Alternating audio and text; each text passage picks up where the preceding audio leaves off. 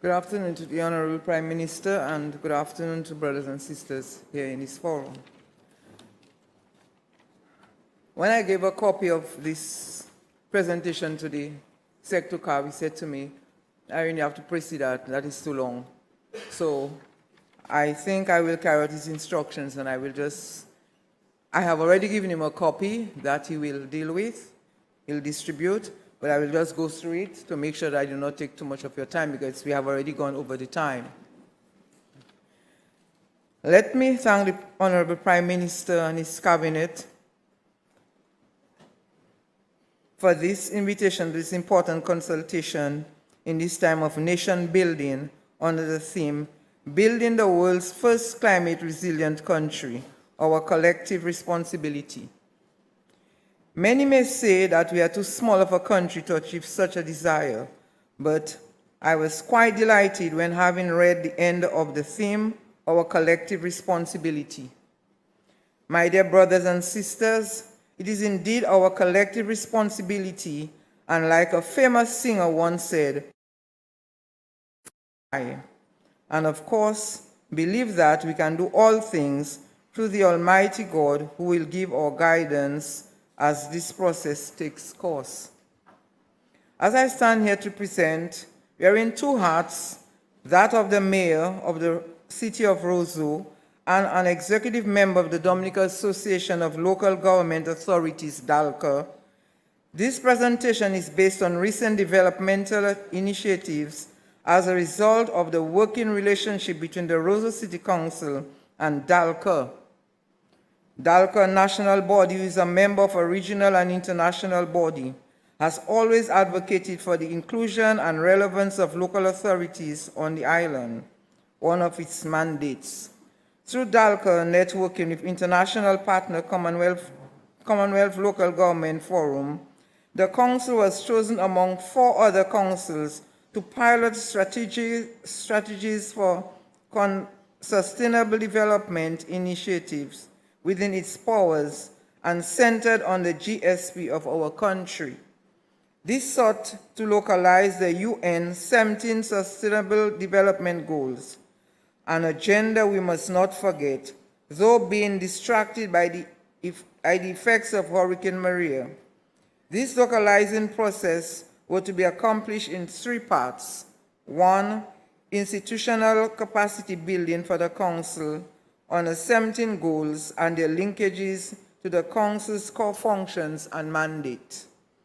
2, creation of a Sustainable Development Action Plan for the City of Roseau, which will feed into the country's national development plans and implemented through collaboration and technical support. This is for sure its evidence of the Council's representation here today. And of course, the plan will be submitted for national consideration when validated. 3, implementation of one project from the plan which could be piloted in other countries.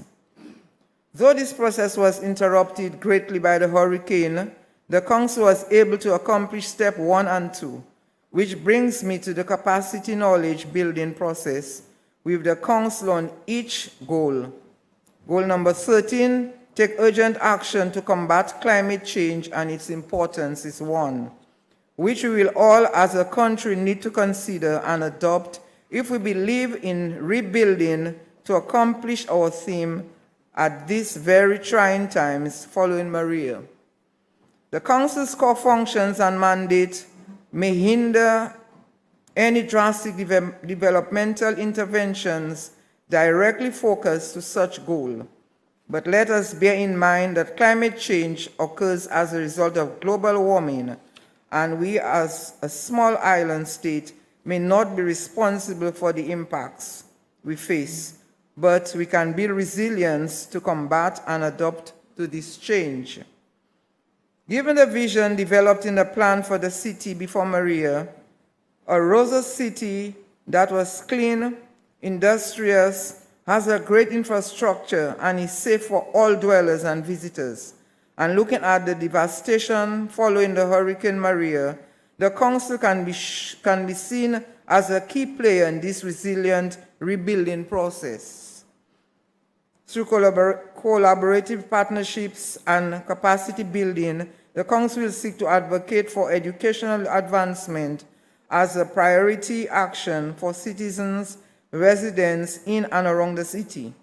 This, we believe, will enhance knowledge and address key issues such as clean water and sanitation, unemployment, livelihood support, all associated with achieving goal number 6, as well as increase our chances in obtaining our vision of an industrious, innovative, and great infrastructure city linking to goal number 9. The Council also advocate for action on other prioritized goals outlined in the plan, such as goal number 11, sustainable cities and communities, where we foresee a city rebuilt, resilient enough to withstand Maria and more with God's grace. Sustainability in terms of our collective mitigation methods, even as we build back our homes and businesses, back up means of water and electricity, our overall city environmental ambience, health and wellness in the city, all are relatively linked to the wishes of the people in and out of the city and the Council. I will take this opportunity to applaud the government for the tremendous partnership created between councils for the implementation of developmental initiatives across the island. We can therefore attest to the many development programs being undertaken through the councils in the different communities. This is evidence of tremendous empowerment. We are very happy to have gone through this knowledge building exercise so as to join the pace on sustainable development, creating our voice in the form of a plan which outlines the City Council responsibility as a key partner in this collective effort on the vision of building the world's first climate resilient country. Once again, let me thank you very much for allowing me to present here on behalf of the Roseau City Council and local authorities on the island by extension. I thank you.